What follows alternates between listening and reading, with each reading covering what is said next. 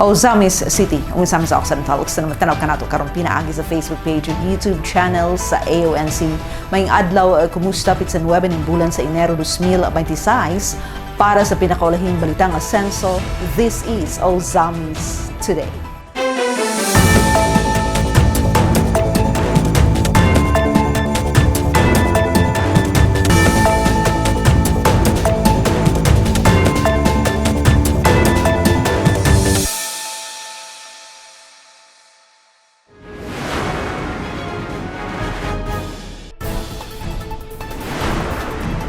Makasaysayanong kalampusan alang sa Misamis Occidental, Governor Henry Waminal napili isip Ardicom MAC Chairperson. Konsyal Tapayan naghatag status update sa Unitap Ozamis pagtukod og operasyon sa bag-ong negosyante gipaabot karong 2026.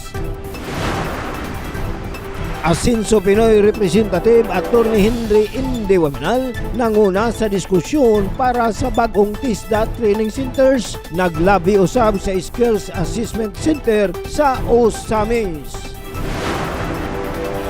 Kumpirmasyon ni Gov. Henry Waminal gipaabot sa IPMR slot sa Ozamis. Water system sa Barangay Pulot fully operational na. 102 ka mga panimalay nakabenepisyo. Kapin sa 112,000 pesos nga hospital bill walay nabayaran. Asenso Pinoy Medical Assistance Program naghatag dakong tabang sa usa ka iyaan sa Dumingag, Zamboanga del Sur. Search warrant gipaygayon sa panimalay sa usa ka piwod sa Barangay Bacolod. Kalibre 45, usa ka magasin ug 4 ka bala na kumpiska. Mga nakumpiskar nga illegal nga buga gidugmok sa PNP Ozamis. Asenso Ozamis nagatag dakong kahupayan 22,000 nga hospital bill sa 5 anyos nga bata hingpit nga gi-cover. Dazil Humotikson ania ang mga detalye. Makasaysayan hong kalampusan alang sa Misamis Occidental. Governor Henry Waminal napili isip Ardicom MAC Chairperson. Ang good news ni ini na report. Usa kada kong dungog ug makasaysayanhon nga kalampusan ang naangkon sa Misamis Occidental human mapili si Governor Henry S. Waminal nga mausab ang chairperson sa Regional Development Council of Northern Mindanao kon RDC-10, isip chairperson sa Regional Development Committee Mindanao Area Committee kon RDCOM MAC atul sa 41st Conference ug Reorganization nga gipaygayon sa Park Inn by Radisson, Davao City adlong Huwebes, Enero 8, 2026. Kini ang unang higayon nga gikan sa Rehiyon 10 ang nahimong RDCOM MAC Chairperson. Samtang si Cotabato Governor Emilio J. Talinio Mendoza, RDC-12 Chairperson, napili isip co-chairperson din kauban ni Governor Henry nga nanumpa pagkahuman sa nasangpit nga pag-elect. Ang RDCOM MAC nga gitukod ubos Executive Order number 257 Series of 2003 ug gipalig-on sa Republic Act number 12145 nagsilbing plataporma sa koordinasyon sa tanang Regional Development Councils sa Mindanao. Nahimo kini aron i-harmonize ang mga regional initiatives, i-align ang polisiya ug iangat ang mga prioridad nga programa ngadto sa nasudnong level. Pinaagi sa bagong posisyon, gilauman nga manguna si Governor Henry sa pagpasiugda sa interprovincial coordination alang sa pagprioridad sa infrastruktura, negosyo, agrikultura, turismo ug inklusibong paglambo sa tibuok Mindanao. Usa kini ka maayong oportunidad aron mapaligon ang panaghiusa sa mga programa sa rehiyon alang sa development goals sa nasud. Ang kalampusan ni Governor Henry isip RDCOM MAC Chairperson dili lang garbo sa Misamis Occidental apan sa tibuok rehiyon 10. Ug kini magsilbing bagong hugna sa kalambuan ug oportunidad nga lakang padulong sa mas maayong ugma sa Mindanao. Congratulations Gov. Henry S. Waminal, padayon asenso sa Misamis Occidental ug asenso Mindanao. Konsehal Tapayan naghatag status update sa Unitop Ozamis. Pagtukod og operasyon sa bag-ong negosyante gipaabot karong 2026. Angela Kirante alang sa report. Gihatagan og update ni Majority Floor Leader City Councilor Attorney Marcelian Mars Tapayan ang publiko atul sa iyang pakigihinabi sa mga sakop sa local media kabahin sa Unitop General Merchandise nga nahimutang sa Gomez Corner Capistrano Street, Ozamis City. Tindagang negosyante ang nagpakita og interes ug nag-offer nga moabang aron mag-operate og negosyo sa maong establishmento. Matod pa ni Konsehal Tapayan, gisusi na karon sa local government unit sa Ozamis ingon man ni Mayor Sam Norman G. Fuentes uban ang mga financial advisors ang mga offer sa mga negosyante o gisiguro sa lokal nga panggamhanan nga dawaton lamang ang mga angayan nga offer ubos sa labing maayo nga terms o conditions. Gilauman nga lagmit sulod ning tuiga sa una o ikaduhang quarter aduna nay bag-ong negosyo nga motukod og mag-operate sa maong establishmento sa Unitop General Merchandise. Dahil sa ating gusto mo negosyo sa Unitop dahil nag-opera, isin dyan as mayor, ay best offer, best under best terms and conditions, ay dawaton nga offer. So, damit, in this year, first quarter, second quarter, nanay gusto na mutukod sa ang bilis yung top. Kung nanay dakan offer karon nga sa te, the mayor's office is studying that, no, along with his financial advisors, no, it will just a matter of time nga nanay gusto na sa yung top hon. Gitanaw sa lokal nga panggamhanan ang maong kahimtang isip usa ka dakong oportunidad aron mapadayon ang pag-uswag sa ekonomiya sa dakbayan sa Ozamis. Gwapo kayo location good. Do sa public mall na prime location, so daghang kayo gusto kitable edyo. Gusto na to nga ma-occupy na ganti kay ang ating income madugangan. Gidetalye usab niya ang rason sa pagsira sa Unitop diin matod pa ni Konsehal Tapayan kini tungod sa nagkataas nga bayronon sa abang nga may kabat na sa milyones ka pesos. Ang abang. Pila may amount nga wala niyo nabayad sa kuan? Dako to mo ana kabat hindi ko mo sa abot ng mga 80 million plus. Kahinumduman, niadtong Pebrero 17, 2023, kisugdan sa Ozamis City Business Permit and Licensing Office kauban ang uniformed personnel sa Ozamis City Police Station ang temporaryong pagsira sa Unitop General Merchandise Incorporated Ozamis Branch. Diin sumala sa signed Notice of Revocation and Closure Order gikan sa buhatan sa City Administrator o City Treasurer's Office base sa January 2023 records na pakyas ang Unitop Management sa pagbayad sa ilang aggregate outstanding liability o nagpatong-patong na nga utang niini sa Local Government Unit of Ozamis City nga may kabat na sa milyon-milyon ang kantidad. Bisan pa sa pagkasira sa Unitop, tungod sa dako nga bayrono niini, nagpadayon ang lokal nga panggamhanan sa Ozamis ubos sa kanunay asenso Ozamis Administration sa paghatag og klaro, patas og responsable nga oportunidad sa angayan nga mga negosyante aron mapadayon ang operasyon sa maong establishmento ug mapauswag ang ekonomiya sa dakbayan. Alang sa Ozamis Today, ako si Angela Kirante. Salamat me, Asenso Pinoy Representative Attorney Indy Waminal nanguna sa diskusyon para sa bagong TESDA Training Centers. Naglabyo sab sa Skills Assessment Center sa Ozamis. Ani ang detalye.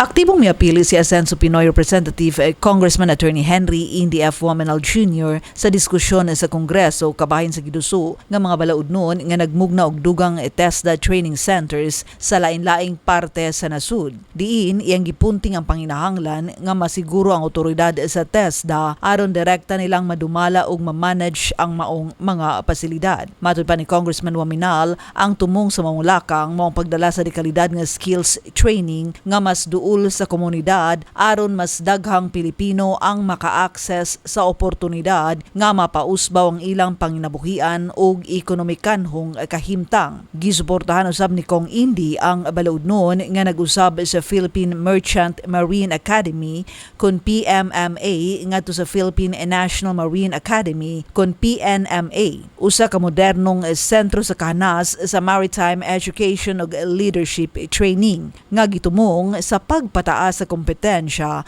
o global standards sa mga profesional nga seafarers sa nasud. Human sa plenary discussions, nakigmeeting si Congressman Waminal sa TESDA officials aron hisgutan ang proposed creation sa usa ka skills assessment center sa Ozames City. Ang maong sentro giplano aron mutubag sa skills certification ug assessment needs sa mga residente sa Misamis Occidental. Lakip na ang mga silingang probinsya sa Northern Mindanao ug ubang duol nga mga rehiyon. Pinaagi sa iyang legislative agenda, padayon gipaligo ni Congressman Waminal ang performance-driven governance nga nagbukas og tinuod ug mapuslanong mga oportunidad alang sa matag pamilyang Pilipino. Nga nagpasiugda nga ang asenso dili lang kinahanglan sa Manila kundi kinahanglan kining makaabot hangtod sa matag lungsod, matag komunidad ug matag panimalay. Ang may inisyatiba ni Congressman Attorney Henry Indy F. Waminal Jr. kabahin sa mas lapad nga misyon sa Asenso Pinoy nga mas mapaduol ang serbisyo publiko, mas mapalapad ang training ug trabaho ug mapausbaw ang kalidad sa kinabuhi sa mga Pilipino pinaagi sa edukasyon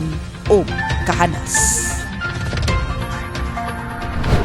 Kumpirmasyon ni Governor Henry Waminal gipaabot sa IPMR slot sa Ozamis. Atong dawaton ang report ni Donnie Dicena.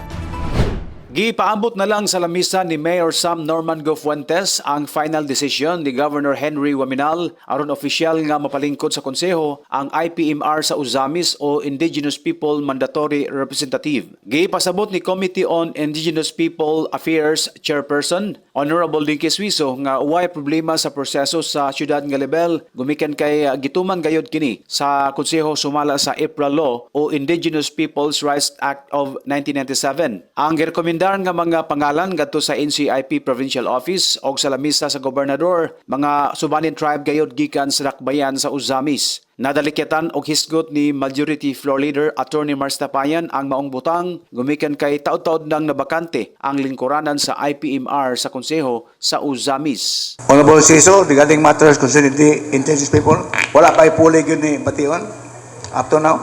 Honorable Suizo, so may balita sa Thank itong you indigenous very people. much, Madam Chair and Honorable Majority Floor Leader.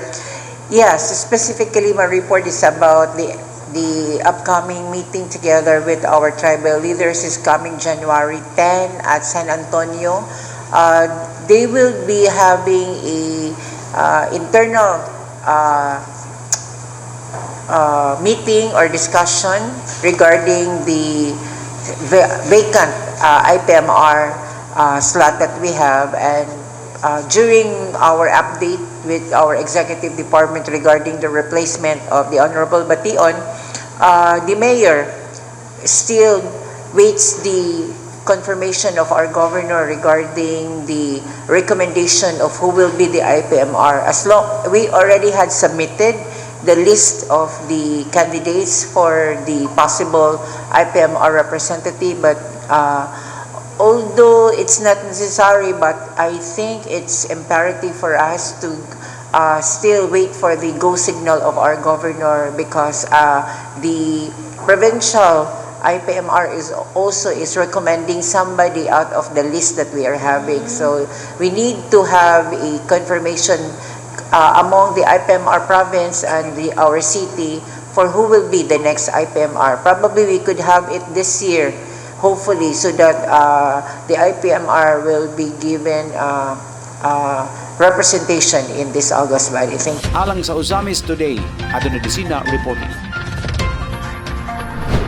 Salamat Don. Water system sa Barangay Apulod fully operational na.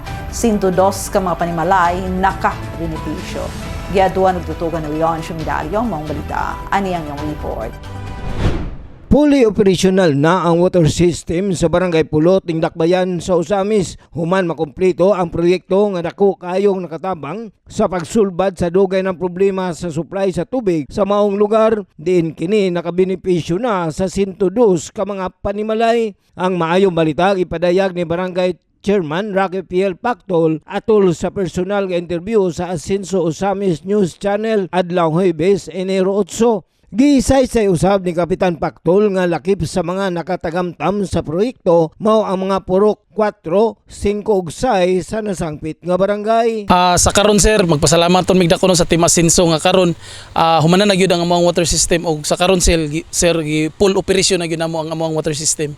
Sa karon sir nanatay nagpa-member ani nga 102 kabuk household, so gikan ni sa purok 6, purok 5 padulong sa purok 4 ang nakabenepisyo aning maong water system nga hinatag sa tuang Team Asenso. Ang binulan ani sir, so kuha na lang namo gamay nga minimum kay para ra pod pangbayad sa atuang kuryente pod para naputay kabayad sa atuang milsi.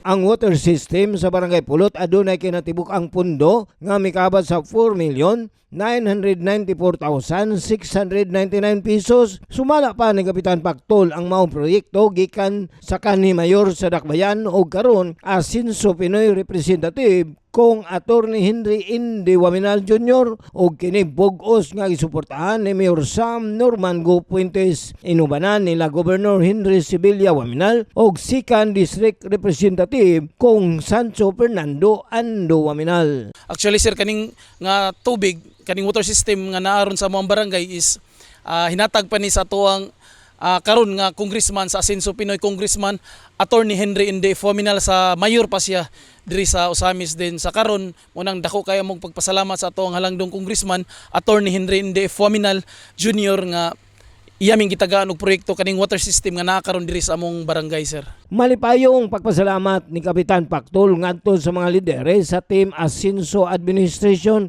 nga padayong naghatag og kalambuan sa matag barangay sa Dakbayan aron ang mga suliran og problema sa katawhan matagaan og kasulbaran. Una sa tanan no, dako day kayo mong pagpasalamat dayto no sa ato ang Asenso Administration headed by our most hardworking Governor Attorney Henry Sibilia Waminal, Congressman Sancho Fernando Ando Waminal of the 2nd District, of course sa ato ang Asenso Pinoy Congressman Attorney Henry Indy Waminal, and of course to our beloved Mayor Attorney Sam Norman Go Puentes sa ilang mga programa o proyekto nga gihatag diri sa among barangay. Nasayod ka sir kay kay inana gyud mo tabang ang Team Asenso tanang mga kakalungon sa atuang mga barangay gihatag man gyud tanan sa atuang Team Asenso. Samang sentimento usab sa kalipay ang ipadayag sa mga residente sa purok 6 Pulot nga sila Agustin Binabente o Roselyn Nakwa nga matud pa nila dili na kinahanglang moadto sa sapa og sa silingang mga lugar aron makagamit og tubig tungod kay ana gayud kini mismo sa ilang mga panimalay. Dito sa sapa yun, dili sa sapa dito sa kuan, dito sa di Maluna ana. Layo kayo mag kuan pa kurmata magbalsa. Aw bisag unsang orasa perminti nimo laba kay daghan ng tubig. Dako pasalamat jud nila sa Team Asenso nga nanay may tubig ring abot sa Upper Pulot. Ay, diri na gyud mi manlaba, sir. Hindi ako manlaba ba may gabi. Anak, amo walang pagbuhat kung sa mi manlaba, Okay. Wagas man perminti aman tubig.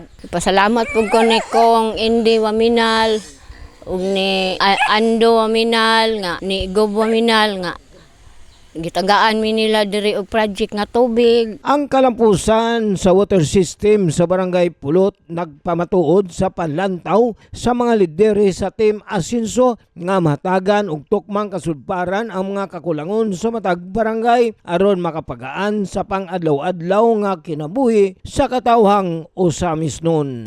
Alang sa Osamis Today, ako si Yonsho Medalyo.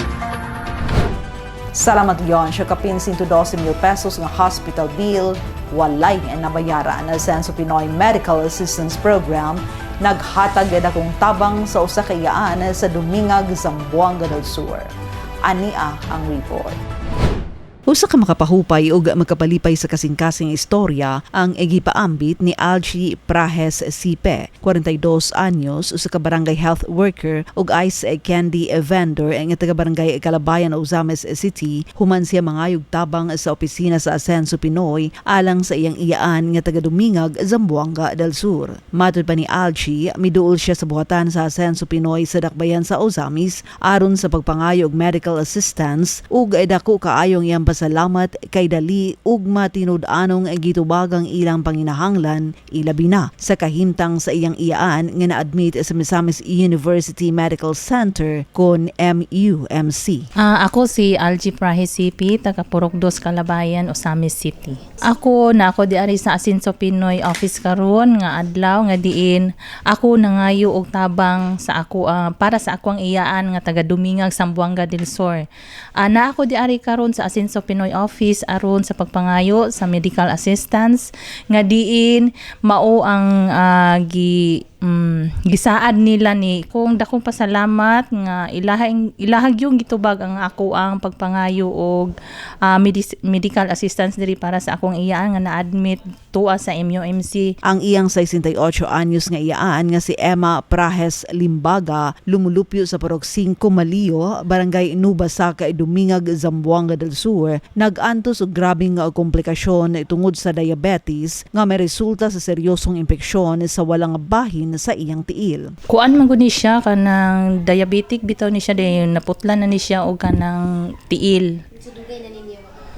Kuan na admit ni siya ato sa Mars atong last month dayon wala siya naputli di adto. Then mo to murag ning kuan naman gud ning lala nang iyahang tiil nga diin ang iyahang lapalapan ning itom na bitaw siya murag na-infected na siya. Mao to ni ana ang doktor nga need na gid siya putlan. Ug base sa diagnosis sa doktor niini, si Emma na diagnose nga adunay diabetic foot gangrene sa walang bahin sa iyang tiil ug peripheral arterial occlusive disease. Gitambagan siya nga operahan og putlan og tiil aron malikayan ang mas grabe nga komplikasyon ug pagkatag sa impeksyon. Tungod niini, miabot sa 112,451 pesos ug 77 centavos ang kinatibukang excess bill sa hospital nga naghatag og dakong kabalaka sa pamilya ni Algie, ilabi na kay rice farming ra ang ilang panginabuhian. Apan pinaagi sa Asenso Pinoy Medical Assistance Program ang maong kantidad hingpit nga gihatag og gi-zero balance busa dakong kalipay ang gibati ni Algie ug sa iyang iyaan nga siya mapasalamat kaayo, ilabi na kang Asenso Pinoy Representative Congressman Attorney Henry Indy F. Waminal Jr. kay wala gayud niya damha nga matubag og hingpit gayud nga mahatag ang iyang gipangayo nga tabang. 112,451.77 na yun zero balance. Sa kuan ni siya sa MUMC. Dako kayo amo ang kalipay nga diin na zero balance gyud ang bill sa ako ang iyaan. Dayon wala na ako dili na mo expected nga ma-zero siya kay diin ang sa amo ang naibawan galing ako is 50k lang ang i-cover. Pero karon nga panahon, karon nga time, ang amount nga bill sa maong ospital gi zero balance gyud.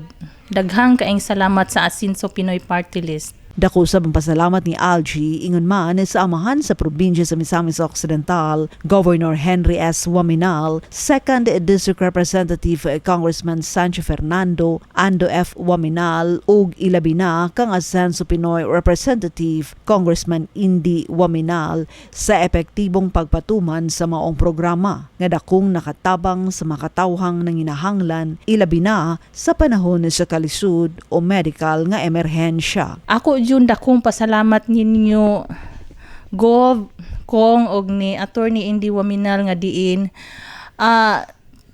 paggamaan ni nga maong programa nga diin nakatabang jud sa tanang katawhan.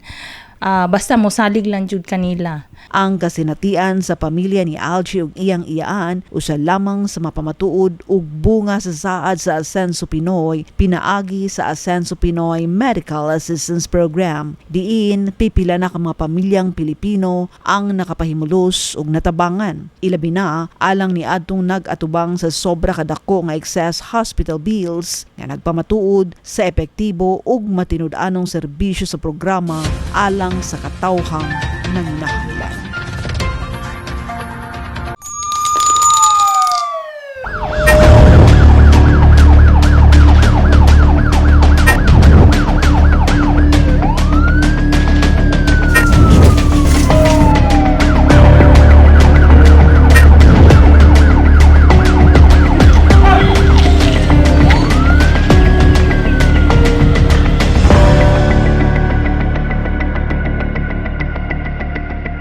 Search warrant gipahigayon sa pinimalay sa kapiwod sa barangay Bacolod. Kalibre 45 o sa ka-magazine ug 4 ka bala na kumpiska. Mibalik ka alang sa police report si Leoncio Midalio.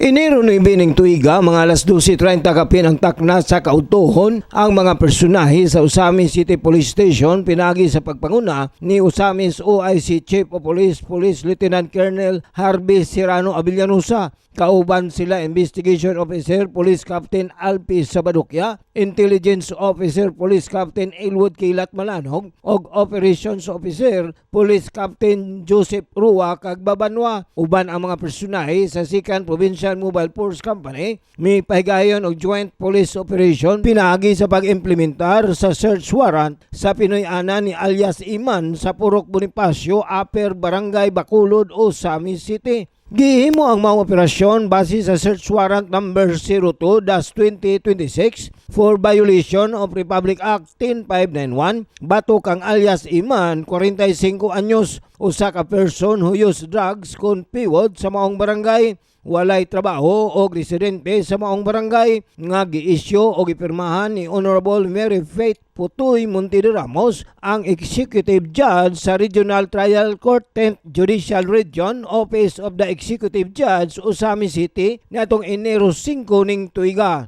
Ang pag-search sa panimalay ni alias Iman nga gisaksihan mismo ni punong barangay Dionisio D'Italia sa Bacolod, uban ang presensya sa representante sa Department of Justice o mga local media na diskubre sulod sa iyang panimalay ang usa ka armas nga kalibre 45, usa ka magasin o 4 ka buhing bala. Matud pa ni Kapitan D'Italia atol sa interview kaniya kabahin sa maong suspect.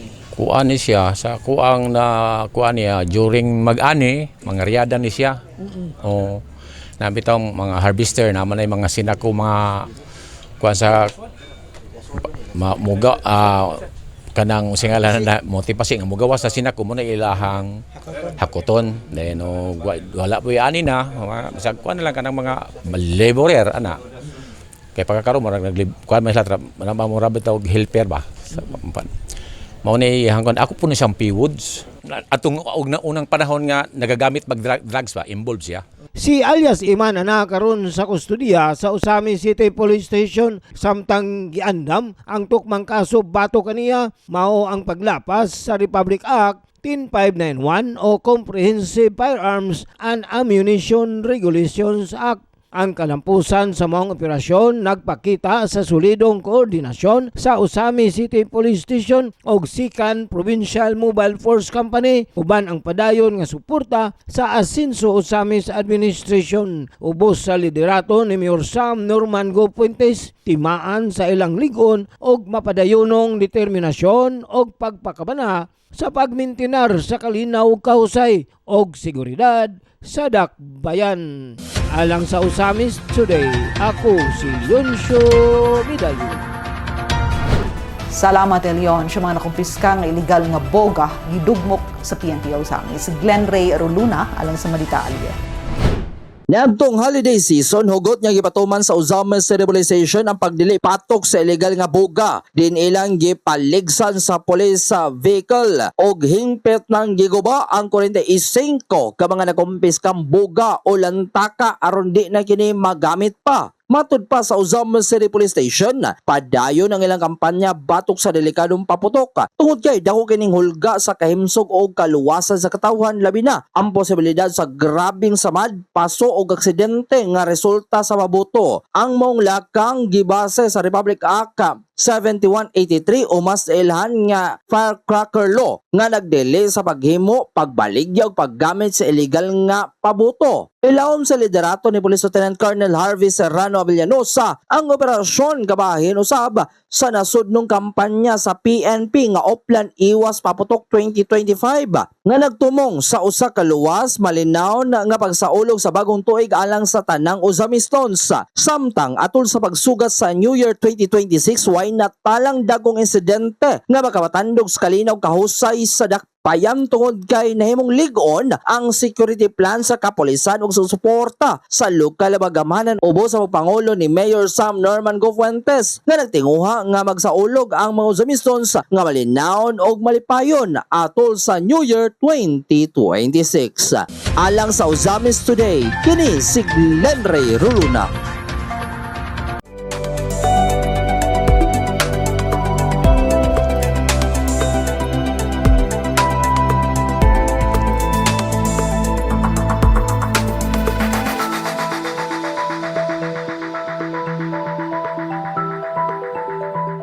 Anasenso Ozamis naghatag dakong kahupayan 22,000 pesos nga hospital bill sa 5 anyos nga bata hingpit nga gi-cover. Ani ang report ni Mary Melody Reyes.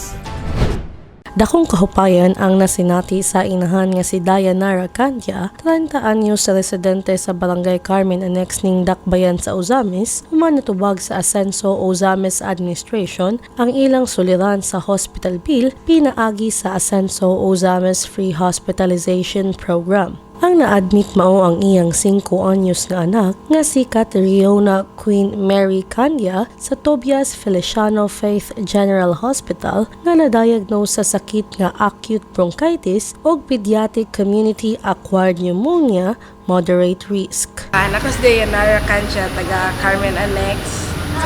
Ngayon ko diri kay nagpa-assess ko sa, nagpa-medical assess ko kay akong bill sa akong anak. So bukat kaayo sa kuha ang bill. So pasalamat ko kay gitabangan ko sa senso nga walay hasol, walay lakhan, kasi lagadwa-dwa o kuan kanang tabang namo.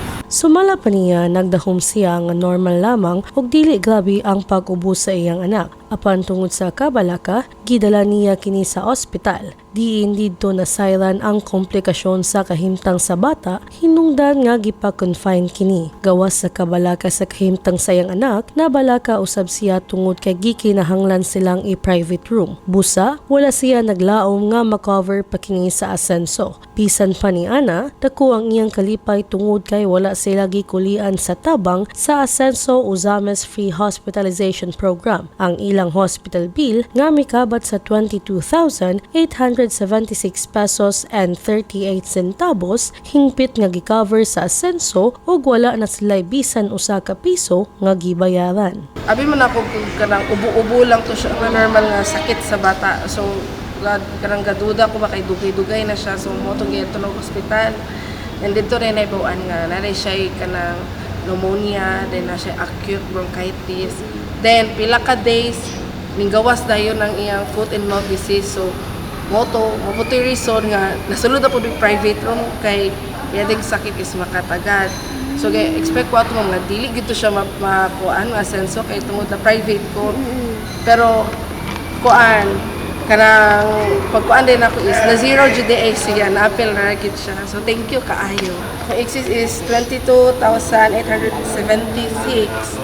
Sa ilang pamilya, ang partner lamang ni Dayanara ang adunay income isip Ninja Van Rider. Busa, dakong obligasyon na kaayo alang kanila ang excess bill sa pagpa-ospital sa ilang anak. Tungod niini, dako ang iyang pagpasalamat sa Asenso Ozamis Administration nga gipangunahan sa amahan sa Dakbayan Mayor Sam Norman Fuentes, inubanan sa suporta nila Governor Henry S. Waminal, Kong Segundo Ando Waminal o Kong Asenso Attorney Indy Waminal nga padayon nga nagpamatuod sa Asenso Brand of Service pinaagi sa lubos-lubos nga pag-abag nga gihatag ngadto sa pamilyang Ozamisnon. Ako lang pares ang nagtrabaho. Wala siya mga rider siya sa Ninja Van. Salamat kaayo sa Team Asenso, kang Mayor Sam Fuentes, kang Kong Ando, and kang Gov Henry Waminal o sa tanan. Dako kay ang bill gyud kanang mukuta sa kagwala to sa grabe. Dili siya kanang kanang dako kay mong bill, wala tayong nga on the spot nga kwarta gyud. So mo nang salamat jud sa Asenso kay na zero jud. Pagpanghinaot pa niya, mapadayon ta ni siya mahimo hangtod lang kay talagsara kay ning tawo nga ingon ani or talagsara kay ning programa nga ni nga naay ingon na nga maka-zero sa bill. Sukad-sukad wala ingon na ng tabo karon ra gyud sa ilahang administrasyon na gyud. Salamat kayo. Alang sa Ozames Today, ako si Mary Melody Reyes. Salamat Mel Ozames sa diatud kanato ng serbisyo publiko sa kanunay Asenso Ozames Administration, pinaagi sa Asenso Ozames News Channel, ubos sa pagdumala ni Mayor Attorney Sam Norman G. Fuentes. Alang sa dugang impormasyon, please like our official Facebook pages, Sam Norman Fuentes, Attorney Indy Waminal, Kung Ando Waminal ug Asenso Ozames News Channel, and please subscribe to the official AONC YouTube channel. Din makutap sa ninyo ang Ozames Today. Sa ngalan sa kitibukang AONC team, Yonsho Midalio, Adon Dicena, June Porgatorio, Ares Carpio, Kim Tangaro, Magjul Malinis, Mary Melody Reyes, Angela Mel Curante, Mary Ana Lumapas, Zander Dalid ug si Glenn Ray Roluna sa Misamis News Network. Ako si Dazzle Modixon, daghang salamat. Kanunay, Asenso Ozames. Padayon, Asenso Segundo Distrito, Asenso Misamis Occidental, Asenso Pinoy.